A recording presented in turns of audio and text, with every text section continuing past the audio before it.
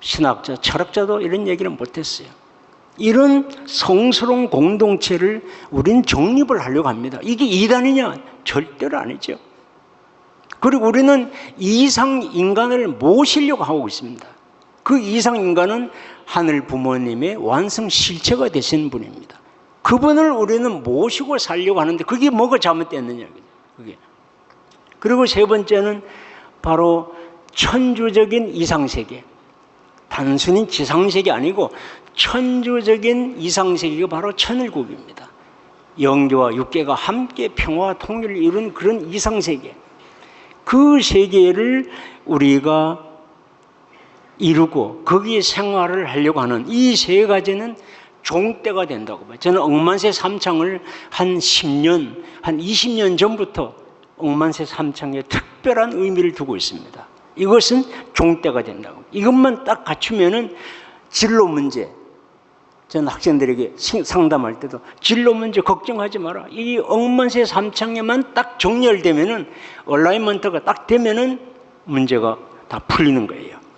그래서 이 세 가지를 먼저 하는데 이것이 바로 억만세와 관련된 비전이라고 보고, 두 번째 그룹의 비전은 3대 축복과 관련된 비전입니다. 3대 축복은 우리가 잘 알다시피 모든 존재가 거기에 다 관련됐어요. 3대 축복에 관계되지 않은 존재가 없어요. 하늘 부모님부터 해서 모든 존재, 영계와 육계, 모든 만물까지 포함해서 다 존재하는 3대 축복인데, 이것은 정말로 초종교, 초국가, 초인종, 초문화적인 보편성이 있어요. 보편 진리입니다. 이거는 통일교만 통하는 게 아닙니다. 그리고 애천, 애인, 애국, 이것도 3대 축복에 좀 비슷한 내용입니다. 애천, 3대 축복의 중심이 되는 하늘 부모님을 사랑한다, 인류를 사랑한다, 또 하나님의 나라를 사랑한다. 3대 축복은 상당히 비슷한 내용입니다. 그리고 모든 사람이 참 부모, 참 스승, 참 주인 되는 것도 이것도 3대 축복에 좀 비슷한 내용이에요. 그러나 모두가 다 되어야 될 근본입니다. 이거 절대로 이게 사이비가 아니죠. 이단입니까? 절대로 이단이 아니에요. 이게 국가를 해악을 시키는 겁니까? 절대로 아니죠. 이걸. 그리고 세 번째 그룹은 바로 우리는 참 심정과 참 사랑과 참 말씀, 그리고 그것을 바탕으로 하는 참 생명과 참 혈통을 이루려고 하는 공동체입니다. 세상에 얼마나 가짜 생명체가 많아요. 우리는 참 생명체, 그 참 생명 속에는 참 심정이 녹아있고 참 사랑이 녹아있고 참 말씀이 녹아있는 그런 생명체를 우리는 원하고, 그런 생명체가 이어진 참 혈통을 우리는 이루려고 한다. 위대한 우리의 비전입니다. 그리고 우리는 자유, 평화 그 하나만 바라는 것이 아니고 자유, 평화, 통일, 행복, 기쁨, 거기다 더 나간다면 감사함까지 있는, 어머님 자주 강조하시는 이 감사함까지 있는 그런 세계를 우리가 이루려고 하는데, 이게 왜 우리가 잘못됐느냐. 절대로 아무리 제가 생각해도 우리가 잘못된 게 없습니다. 절대로 이단이 아니에요.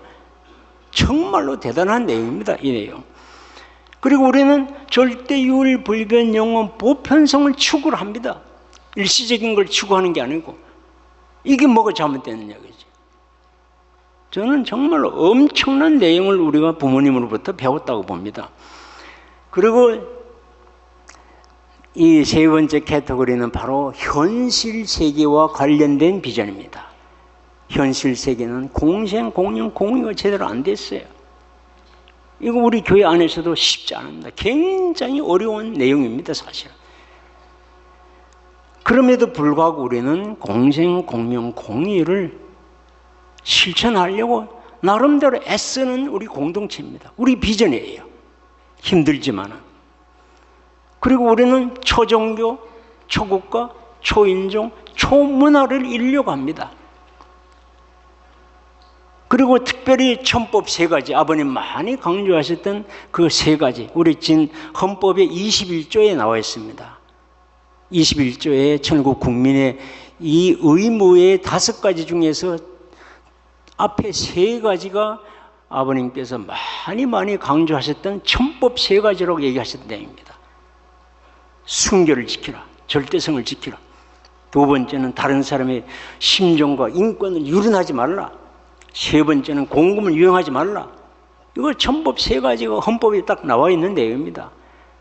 이런 내용을 다른 종교에서 이런 게 있습니까? 다른 우리 헌법에 다른 종교 헌법을 많이 연구를 했어요. 헌법에 이런 게 없어요. 이런 내용들이. 이런 퀄리티, 질적으로 엄청나게 다른 내용을 우리는 이걸 중심 삼고 살아가는 공동체입니다. 우리 가정이나 식구들의 공동체가. 그래서 이 내용을 최소한 12가지를 보는데 그럼에도 불구하고 우리가 사입인가? 이단인가? 사회에 해악을 주는 건가? 범죄 집단인가? 절대로 그렇지 않죠. 절대로 그렇지 않죠. 그래서 이 천국 비전의 최소한 12가지의 내용을 가지고 이루어야 되는데 거기서 바로 창조 원리가 거기와 관련됐어요. 그런데 이 창조 원리가 지켜지지 않고 타락으로 인해서 이것이 상실됐어요. 그래서 오랜 기간 동안에 복귀 역사를 통해서 이걸 찾으려고 천국 비전을 찾으려고 몸부림치는 인류 역사가 됐습니다. 어머님의 십자가도 여기에 지금 해당되고 있어요. 이제 그것이 승리가 되면은 그 다음에 우리는 실체 치리로 적극적으로 나가야 됩니다. 이거 실체 치리는 주어가 누구냐 하면 하늘 부모님이 주어입니다. 하늘 부모님이 그럼 누구를 통해서 실체 치리를 하시냐? 그건 바로 하늘 부모님과 일체가 되신 참 부모를 통해서, 특별히 창조 노정을 걸어가신 참 어머님을 통해서 치료하는 거지 하늘 부모님은 무형이기 때문에 실체 치료를 못해요. 그래서 해야 되는데 실체 치료가 작년도 4월 13일 날 이 공식을 통해서 시작이 됐어요. 시작돼가지고 불과 3개월 지나가지고 그만 7월 18일 날 이 압수수색부터 시작돼가지고 계속 이어진 겁니다. 작년 7월 18일부터 해서 9월 17일 해서 계속 이어지고 9월 23일, 10월 10일 그리고 12월 1일 재판으로 해서 지금 재판이 계속 진행되고 있는 겁니다. 이 실체 치료가 가속이 돼야 되는데 어머님의 생애를 생각하면 이 가속이 돼야 되는데 이게 촉진이 되지 못하고 지금 잠정적으로 슬로우 다운하고 있는 느낌이 드는 거예요.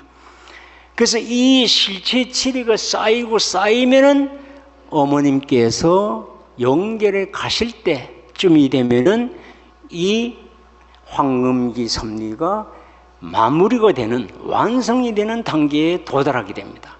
어머님은 그 완성이 된 모델을 가지고 영계를 가시게 되는 거예요. 지상의 인동안의 유일한 내용이기 때문에. 그래서 천국 건설이 이전에 천국 실현까지 이루어지는 데는 많은 시간이 걸리죠. 이런 로드맵이 우리가 보게 되는데 거기서 이 천국 13년은 황금기의 중심이 되는 의미가 있습니다. 13수를 많은 아버님이 얘기를 하셨는데 말씀집에 보면은 천성경에 있는데 13수를 중심하고 천지가 운행이 된다. 모든 목적이 완결이 되는 것이 13수를 중심으로 된다. 13수를 중심 삼고 하늘 부모님을 모실 수 있고 하늘나라를 이룰 수 있다. 여기 다 아버님 말씀이 다 있는 내용입니다. 그리고 13일째가 바로 하나님의 꿈이 이루어지는 날이다. 새로운 세계가 출발되는 날이다. 이거 어머님께서 말씀하셨던 내용입니다. 그리고 13수를 복귀를 했던 이 중요한 13수가 잃어버렸기 때문에 이 예수님 때 예수님을 중심하고 12제자가 해서 13수가 되어야 되는데 이걸 이루지 못했기 때문에 13수를 찾아오기 위해서 이제 하나님 왕권지기식이 1월 13일 날 되고 또 2006년도 6월 13일 날 참부모님 일궁대관식이 되고 2013년 기원절이 돼서 또 13수를 찾아오는 그랬다가 이제 천일국 13년이 이제 된 거예요. 그래서 저는 여러분 어떻게 생각할지 모르지만 왜 천일국 13년에 주신 연두폐허가 대대로 이어지는가? 왜 천일국 14년이라는 거 연두폐허 천일국 14년이 안 되고 천일국 13년이 되느냐? 아마 여러분도 많이 생각해 봤을 거예요. 왜 그러냐? 왜? 거기에는 13수가 바로 중앙수다, 또 중심수다, 그런 게 아버님 말씀에 있는 거예요. 중심은 항상 변하지 않는 거예요. 마지막까지 지속되는 것이 중심수입니다. 이런 내용이 있다는 것을 알고 참 어머님께서 어떻게 이런 내용을 지혜롭게 하시는가, 참 감탄할 때가 제가 한두 번이 아닙니다. 그래서 이 세 가지 주제를 저는 고민해 봤어요. 이 천국 비전을 중심으로 해서 첫 번째가 바로 천일국 13년의 연두표가 왜 대대로 이어지는가, 그 천국 13년에 어머님 무엇을 하셨는가, 어떤 내용이 대대로 이어지는 건가, 거기에 제가 봤고, 두 번째는 천국 비전의 관점에서 볼 때 어머님의 고난이 무슨 의미가 있는 건가, 어떻게 우리가 해석을 하고 이해를 하고 또 우리의 신앙 좌표를 바로 세울 것인가, 이 내용이고, 세 번째는 어머님께서 이 천정궁 출궁하시기 하루 전날 9월 21일 날 소수의 지도자를 불러서 특별한 당부를 하시고 있어요. 그래서 우리는 지속 가능하고 안정적인 그리고 건강한 공동체를 만들어야 된다. 거기에는 시스템이 있어야 되고 절차가 있어야 되고 글로벌 스탠다드가 있어야 되고 투명성이 있어야 되고, 그 내용이 어디에 있는가 하면 바로 헌법에 다 들어있어요. 그래서 천일국을 안착시키는 법이 바로 천일국 헌법이에요. 아버님 말씀에 헌법이라는 용어가 한 2300번 나와요. 말씀집에 2300번 나오는데 예수님도 헌법을 만들어야 된다, 그런 얘기를 아버님 하신 거예요. 저는 깜짝 놀랐어요. 그리고 그 헌법은 창조 법칙에 근거한다, 법칙에. 그래서 이런 내용을 하셨는데 이 내용에 대한 것도 좀 보려고 합니다. 먼저 13수에 보면은 오늘 여기서 다 자세히 얘기는 못하지만은 어머님께서 천일국 13년 특히 양력 2025년도에 하신 이 내용들이 그전에 우리가 들어보지도 못한 내용을 얘기하신 거예요. 들어보지도 못한 선포를 하신 거예요. 나중에 알고 보니 이 내용들이 바로 황금기 섭리를 완성하는 데 꼭 필요한 내용들이에요. 꼭 필요한 요소들이라는 것을 알게 됐죠. 그걸 어머님 어떻게 아시고 하나씩 하나씩 다 퍼즐을 이렇게 하셨는지 너무 저는 감탄되죠. 이것이 앞에 12년간 있었던 내용을 딱 맞추면은 이 13년 동안의 내용이 바로 앞으로 황금기 섭리를 완성하는 데 기본 공식이 된다는 것을 저는 알게 됩니다. 굉장히 깊은 이 내용이 되고, 그래서 2025년도에 정말 어떻게 보면은 다시 한번 생각하고 싶지 않은 한 해입니다. 그러나 섭리적으로 보면은 너무나 특별한 한 해예요. 13수가 연결됐기 때문에. 그래서 바운더리가 됩니다. 그 이전과 이후에 바운더리가 되는 그 해가 2025년도. 이 내용 때문에 남사고 선생도 예언했고, 정감록에서도 예언하고, 노스트라다무스도 예언하고, 전 세계 수많은 사람들이 2025년도 한국에 대해서 예언됐습니다. 여러분 인터넷 유튜브에 보면 엄청나게 많아요. 저도 많이 봤는데 이게 다 연결돼 있어요. 막연한 것이 아니다 봅니다. 두 번째 우리가 주제는 어머님께서의 삶은 질적으로는 천국 비전을 중심한 내용입니다. 질적으로. 이건 노벨 평화상 받은 사람들하고 질적으로 달라요. 어머님의 평화 내용은 질적으로 다릅니다. 노벨 평화상들 받은 사람들의 평화 내용은 뭐 한 나라의 정치라든가 뭐 문화 뭐 이런 내용이지만 어머님의 이 평화 내용은 천국 비전에 관계된 내용입니다. 이것은 하늘 부모님에 대한 내용이고 과거, 현재, 미래에 대한 내용이고 전 세계 인류를 위한 것이고 전 세계 초종교, 초국가, 초인종, 초문화적인 그런 질적인 내용을 갖는 평화입니다. 그런데 놀라운 것은 이 질적으로도 엄청나고 비교할 데가 없습니다. 그래서 저는 기니스북에 올라가야 될 내용이다 보고 있고, 노벨 평화상도 몇 개는 받아야 된다고 보는데, 이 질적인 내용이 놀랍게도 양적으로 비교할 수 없는 양적인 내용 갖고 있습니다. 결론적으로 말씀드린다면 66년이라는 긴 시간, 노벨 평화상 받은 사람이 뭐 10년, 20년은 할 수 있겠죠. 30년, 40년도 쉽지 않아요. 어머님은 66년입니다. 60년도 송원식 때부터. 그리고 종류가 380여 가지가 됩니다. 이런 거 한 사람이 없지요. 그래서 어머님께서 이 12월 1일 법정에서 내 나이 80이 넘도록 천주 하늘 부모님을 지상에 모시는 꿈을 가지고 이래왔다. 그 꿈이 바로 비전이죠. 이상이고 꿈이죠. 그래서 여러분 시간 되면 한번 가평에 와봐라. 내가 무엇을 했는지. 그 천원공에 보면 다 그 기록이 다 돼 있고, 천원 단지도 다 기록이죠. 그래서 어머님이 하신 그 평화 운동을 우리가 좀 보면은, 첫 번째는 하늘 부모님의 꿈입니다. 어떤 정치적인 뭐 꿈을 이루는 게 아니고 하늘 부모님의 꿈을 이루는 것이고, 천국 비전을 이루는 평화입니다. 그리고 그 스케일이 인류 평화입니다. 한 나라, 뭐 도시, 그게 아니고 인류 전체를 위하는 평화입니다.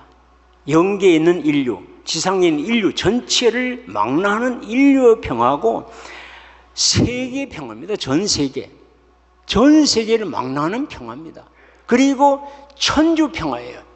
영계까지 포함되는 평화입니다. 이런 평화한 사람이 없죠. 어디에도 없어요. 노벨 평화상 받은 사람하고 질적으로 다릅니다.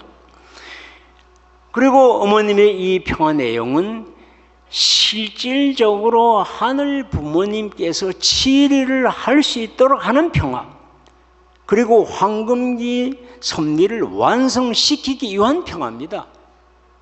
이런 단순한 정치적인 그런 게 아니에요.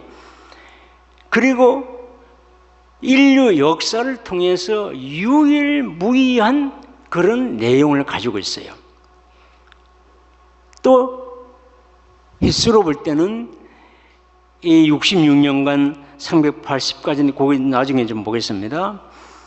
그래서 이 많은 내용은 아버님하고 어머님이 함께 53년간 계실 때 하신 내용입니다. 제가 하나로 하려다 보니까 글자가 잘 안 보이는데 이거 디테일한 내용이 있습니다. 이거 정리하는 데 시간이 걸렸지만은 이런 거 유엔이 할 수 있습니까? 유엔이 못해요. 한국, 일본, 미국 정부가 할 수 있습니까? 못해요. 여기에는 복잡한 영적 문제가 걸려 있습니다. 인류 역사에 대한 많은 문제가 걸려 있어요. 3대 축복에 대한 전 분야가 여기에 걸려 있습니다. 이런 복잡한 내용을 모르고 어떻게 이런 걸 활동을 하십니까? 여기에 참석하신 특별히 우리 일본 지도자분께는 저는 너무나 고맙게 생각합니다. 여기에 막대한 돈이 들어갔고 막대한 인원이 동원됐습니다. 거기에 우리 일본 식구분들의 피땀 흘리는, 정말로 피와 땀과 눈물이 섞여 있는 이 헌금이 여기에 결정적인 역할을 했습니다. 저는 개인적으로 일본 나라와 일본 국민들은 언젠가는 우리 일본의 통일교회 식구들에 대해서 절할 때가 올 거다. 너무나 감사하다. 여러분들이 일본의 세계 무대에서 큰 기여를 한 사람들이다. 그럴 때가 저는 반드시 올 거라고 봅니다. 여기 인원들이 얼마나 도움 많이 됐습니까? 일본 식구들 많은 선교사가 나가고 가정을 희생하면서, 이것만 볼 때마다 저는 정말 사실은 눈물이 날 내용입니다.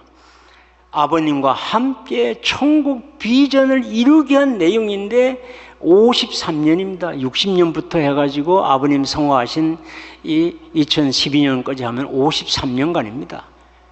이때 하신 내용이 제가 쭉 보니까 최소한 220여 가지가 돼요. 종류만. 그런데 실제로 행사는 많이 한 거야. 2번, 3번, 10번도 하고. 예를 들면 과학자대. 여기 과학자대는 한 번이지만은 과학자들이 사실은 27번 했어요. 노벨 물리학상, 노벨 과학상 받은 사람이 42명이 왔습니다. 그 27번 했지만 여기는 숫자는 한 번이에요, 한 번. 이 세계 지도자 해도 이건 한 번으로 됐지만 실질적으로는 수없이 많이 한 겁니다. 이 내용이 한 종류로는 한 220가지 되지만은 거기에 행사한 숫자를 생각하면은 한 1000번 이상 될 거라고, 1000번 내지 1500번 될 거라고 봐요. 여기에 막대한 돈이 들어갔고 인원이 동원된 겁니다. 여기 참석하신 우리 일세분들은 다 여기에 공로자지요. 피와 땀과 눈물이 섞여 있는 내용입니다. 그리고 성화하신 이후에 그럼 어떻게 됐는가? 그러면 어머님께서 그냥 아무것도 안 하셨느냐? 아닙니다. 어머님께서, 지금부터는 어머님께서 주로 혼자 하신 내용입니다. 아버님 성화하신 이후에.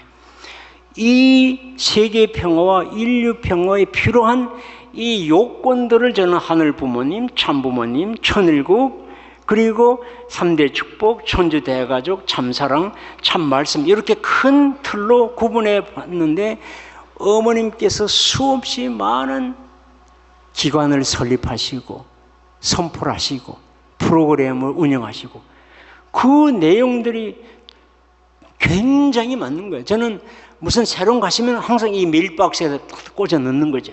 밀박스에 여기다 넣고 보는 거 다 전부 다 앞뒤가 맞는 거예요. 어머님 하신 그 임의대로 막 하시는 게 없다는 걸 저는 알게 돼요. 이것뿐만 아니고 그 다음에는 운영에 대한 문제. 천일국은 운영이 돼야 됩니다. 운영에 대한 내용을 어머님은 어떻게 아시고 여기에 비전 운영, 인재 운영, 소통 운영, 전문 운영, 재정 운영, 단계 운영, 현장 운영 이렇게 제가 이렇게 분류를 해보니까 거기에 다 들어가는 거예요. 어머님 하신 내용들이.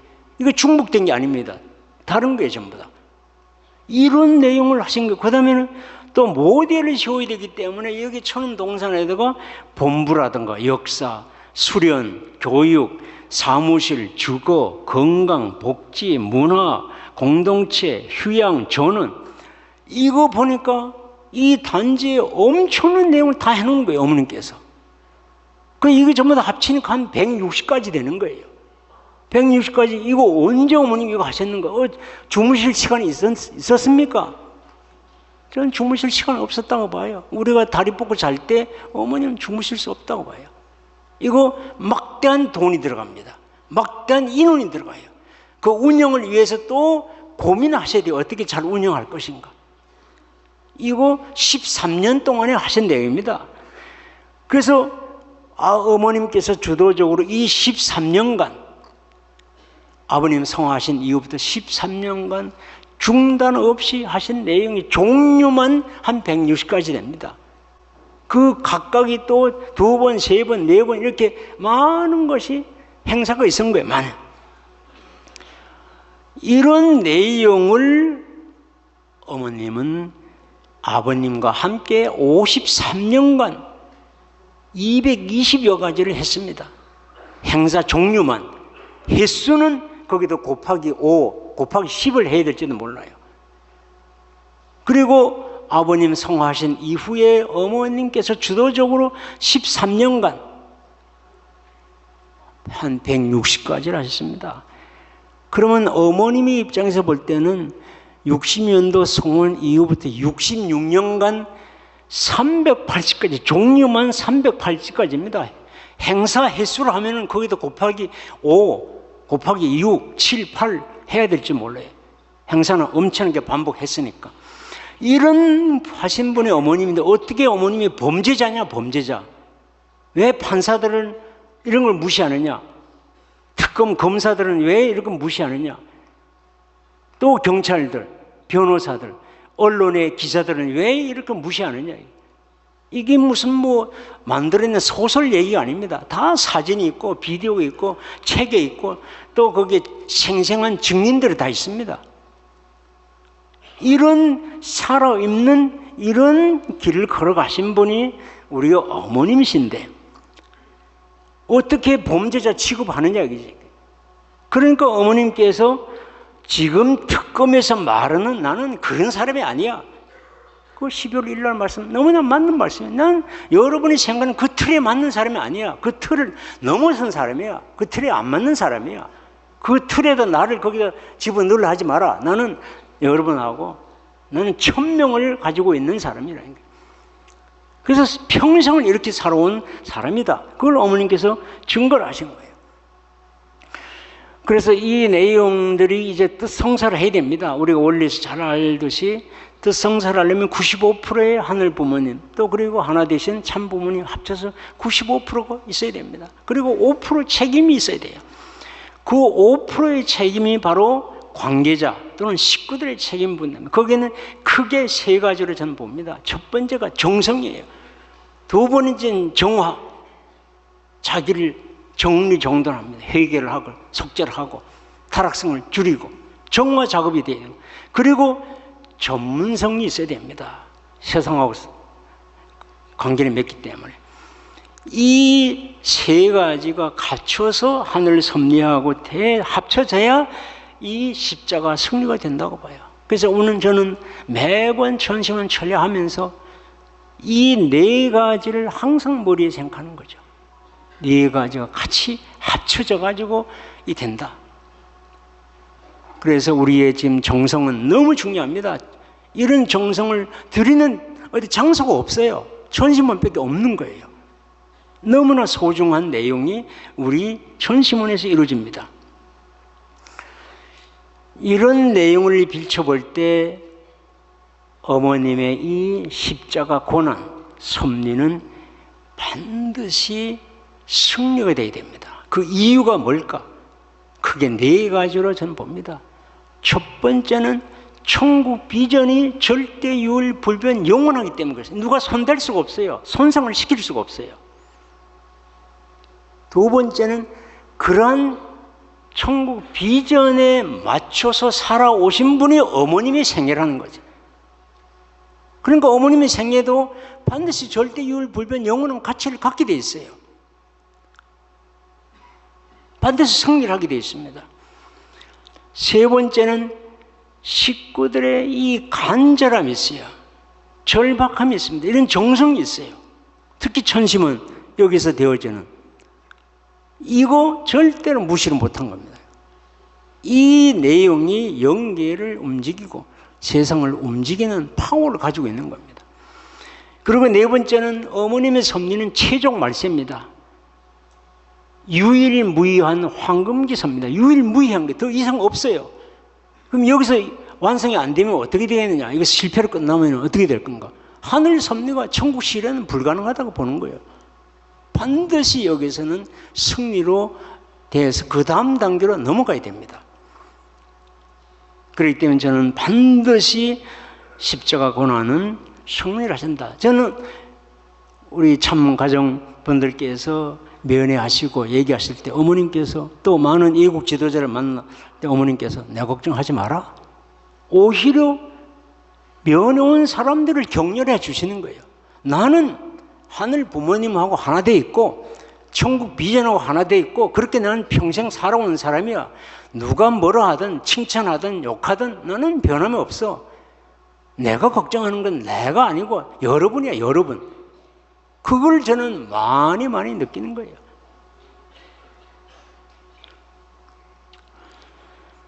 그러면은 이제 어떻게 살 것인가? 첫 번째는 누가 뭐래도 이 천국 비전을 중심 삼고 살아야 됩니다. 이것이 바로 내비게이션의 GPS라고 저는 보고 있습니다. 이것만 딱 가지고 명상하고 묵상하고 기도하면은 이게 보이는 겁니다. 여러 가지 보여요. 이게 12가지를 쭉 해보면 보입니다. 많은 것이 보여요.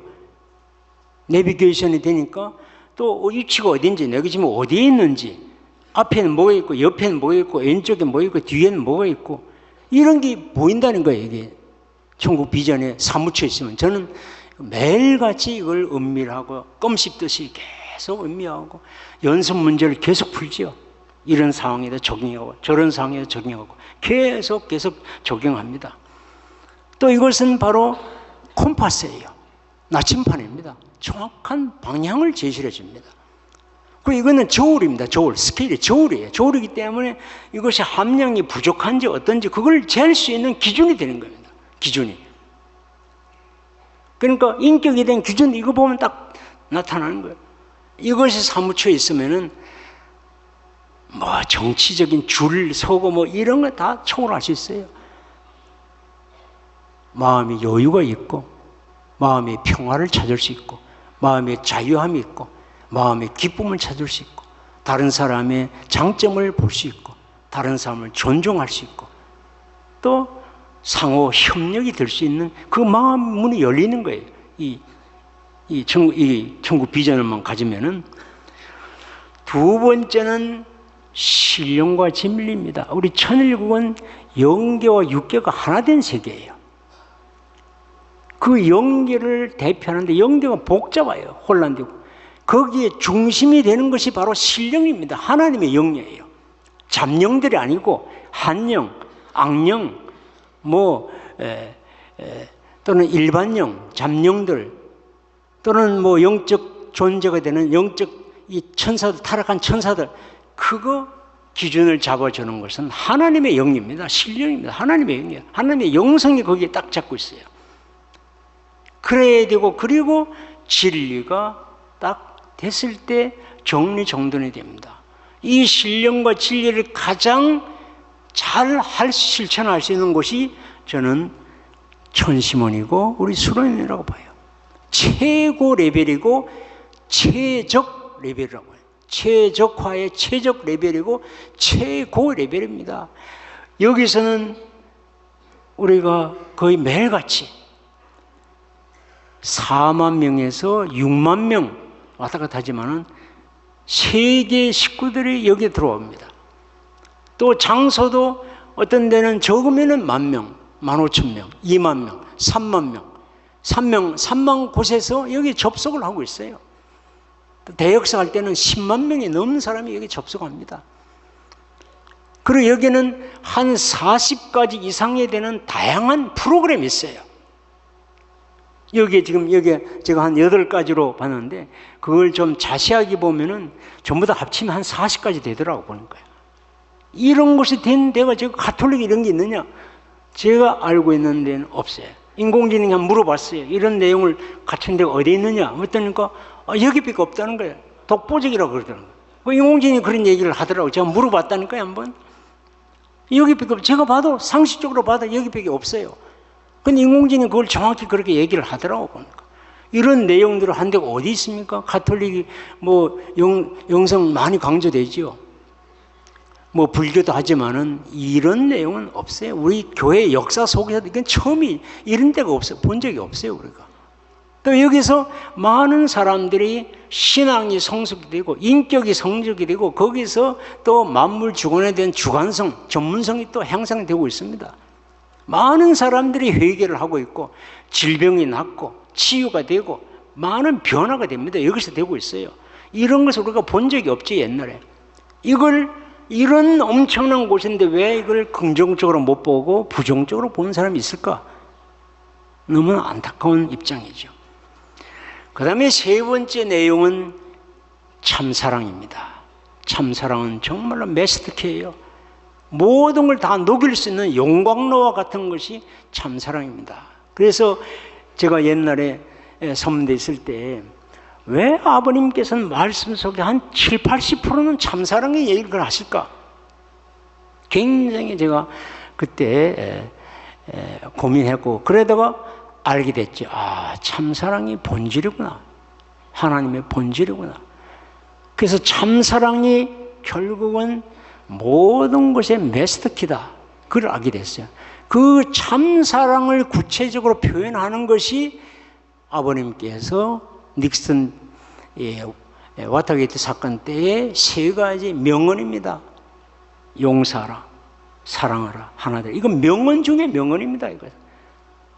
그게 제가 아버님 그 말씀 그 당시에 뉴욕 타임스라든가 워싱턴 포스트라든가 미국의 유명한 일간지에다 다 그 광고를 그 전부 다 했는데 거기에 보면은 이 3가지를 어떻게 받았는가에 대한 내용이 자세히 나와요. 거기에. 이 내용이 바로 참사랑이 있을 때만 가능한 내용이에요. 참사랑은 다 녹일 수 있는 용광로와 같은 거기 때문에, 그래서 이 참사랑의 내용은 너무나 중요한 이 내용입니다. 황금기 시대의 삶입니다. 네 번째가 오늘 제가 좀 더 새롭게 좀 말씀을 드리려고 하는 것이 아까 처음에 봤던 이 헌법이 된 내용입니다. 아버님께서 2300번이나 헌법 얘기를 했습니다. 그냥 법은 훨씬 더 많아요. 근데 헌법이라는 용어만 2300번 돼요. 그래서 이 74년도 아버님 말씀 보면은 하늘나라 헌법을 만드는 것이 참 부모님과 식구들이 해야 할 필생의 과업이라고 얘기를 했어요. 필생의 과업이다. 예수님도 헌법을 만들어야 된다. 그 얘기를 하신 거. 2300번이니까 뭐 얼마나 많은 내용이 있습니다. 그걸 우리는 연구를 해서 이 헌법을 만든 겁니다. 기초를 해서. 그리고 어머님께서 9월 22일 날 그 구치소로 가시기 하루 전날에 빨리 서두르라. 원래는 내년도 이 양력 4월 22일, 철력 3월 16일에 헌법을 완성치라는 지시를 제가 여러 번 받았어요. 그런데 이번에는 갑자기 어머님께서 앞당기라 오늘 얘기를 하신 거예요. 그래서 지금 저희들은 계속 그렇게 하고 있는데, 그래서 이 2026년도가 헌법 7위에 시작되는 해입니다. 협회 창립부터 72년 만에 법치 시대가 되는 거예요. 72년 동안 우리가 들어본 적이 없어요. 뭐 헌법 들어본 적도 없고 뭐 법치 시대 들어본 적이 없어요. 이게 바로 금년도 이 시간 타이밍을 봐야 되지만은 6월 달이 될지 7월 달 될지 하여튼 금년도로 이게 됩니다. 그리고 헌법 반포가 2014년도 됐는데 그로부터 12년이 경과가 된 겁니다. 12년이 경과돼서 그동안에 많은 연구하고 교육이 있었죠. 그리고 실체 7위가 작년도 출범한 지 1년이 지난 상태입니다. 지금 금년도가. 그래서 이 법치 시대가 우리의 신앙과 생활에 깊숙이 영향을 미치는 새로운 시대가 이제 금년도 빠르면 전반기 아니면 후반기에 시작됩니다. 먼 얘기가 아닙니다. 먼 미래 얘기가 아니에요. 그래서 이 헌법에는 여러 가지 역할이 있습니다. 그냥 무턱대고 하는 것이 아니죠.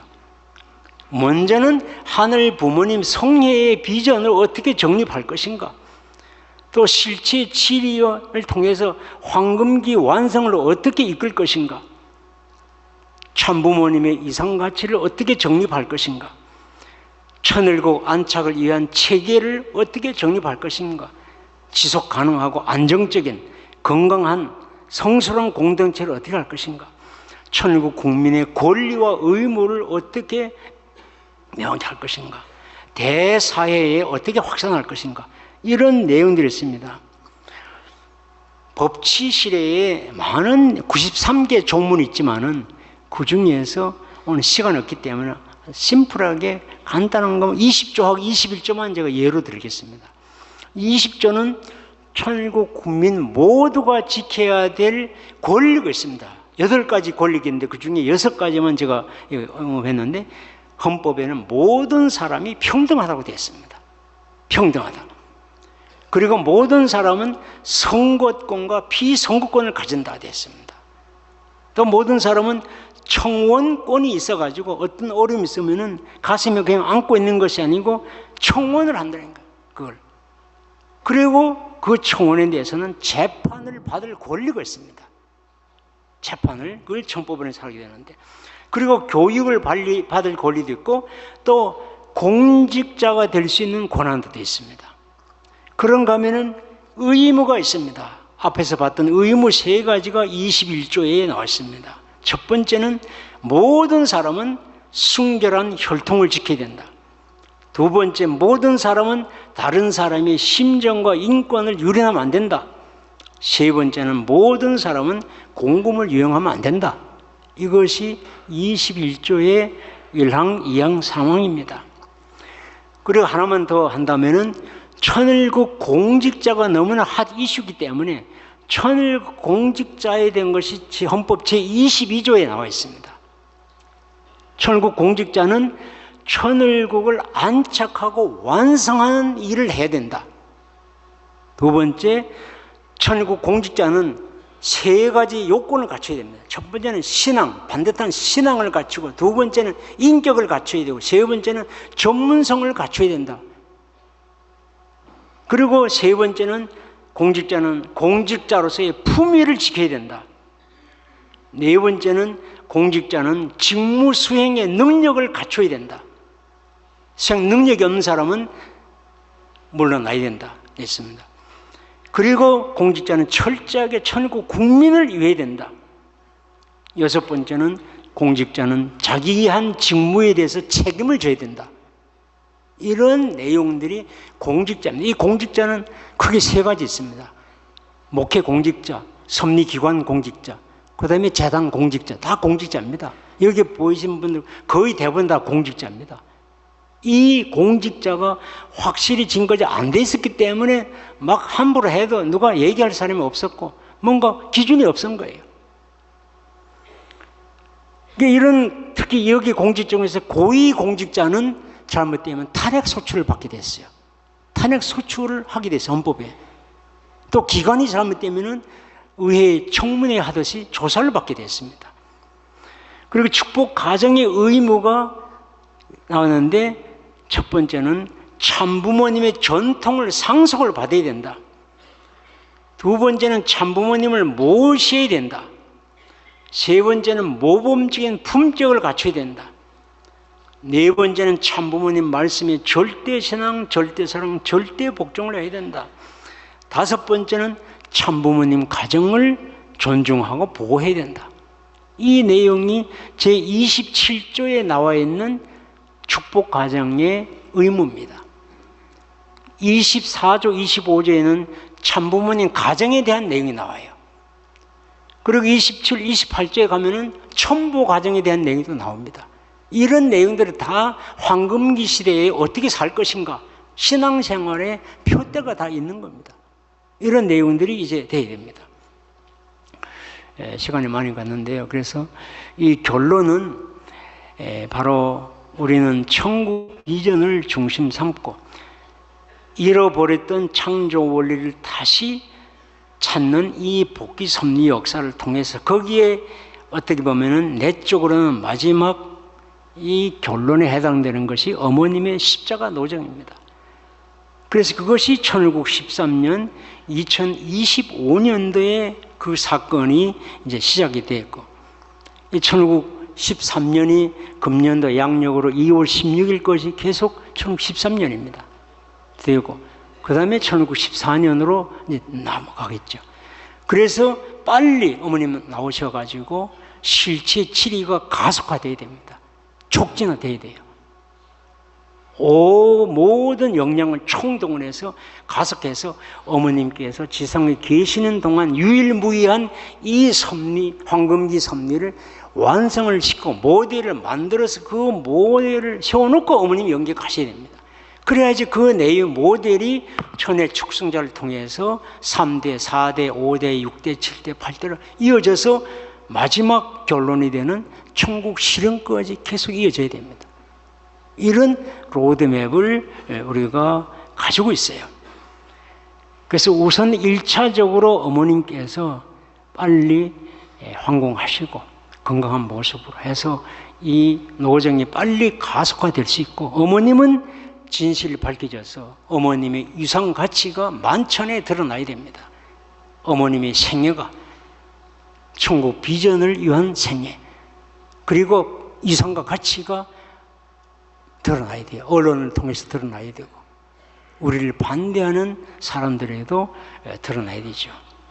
그 때를 위해서 우리가 지속적으로 정성을 들이고 또 자기 정화 작업을 계속하고 또 자기의 전문성을 계속 해나가야 됩니다. 쉴 새 없이 계속. 그런 과정이 계속되는 것이 이 황금기 섭리에 우리가 어떻게 살 것인가. 첫 번째는 천국 비전을 중심한 삶을 살아야 된다. 두 번째는 신령과 진리에 맞는 삶을 살아야 된다. 그래서 천심은 섭리가 중요하다. 세 번째는 참사랑을 중심한 삶을 살아야 된다. 네 번째는 이 두 번 다시 반복하지 않을 수 있도록 이런 지속 가능한 시스템, 투명성, 글로벌 스탠다드가 있는 이런 체제를 우리가 적용을 해서 안정적인 그리고 건강한 공동체를 만들어야 된다. 그래서 사회로부터 인정을 받아야 되고 우리 2세, 3세들이 당당하게 자부심을 가져야 된다고 봅니다.